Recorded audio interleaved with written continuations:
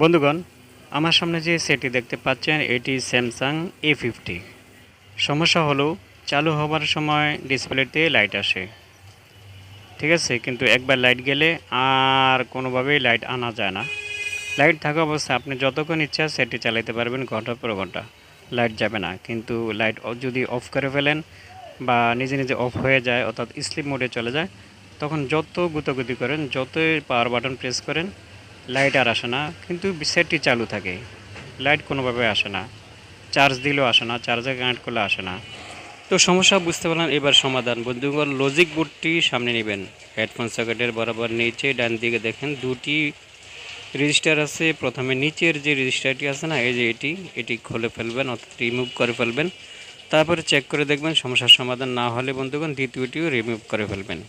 আমি এই নিচেরটি প্রথমে রিমুভ করে দিচ্ছি, তারপরে দেখব সমস্যার সমাধান হয় কি না। বন্ধুগণ, আশা করি সমস্যার সমাধান হয়ে যাবে। হ্যাঁ, রেজিস্টারটি রিমুভ হয়ে গিয়েছে। এবার বন্ধুগণ আমাদের চেকের পাল্লা। সেটটি এখনও চালু আছে। আমি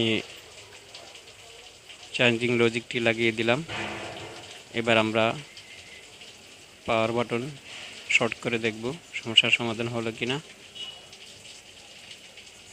বন্ধুগণ দেখেন, এই যে দেখেন সমস্যার সমাধান হয়ে গিয়েছে। প্রেস করলে আলো আসে, আবার ছেড়ে দিলে আলো জায়গা।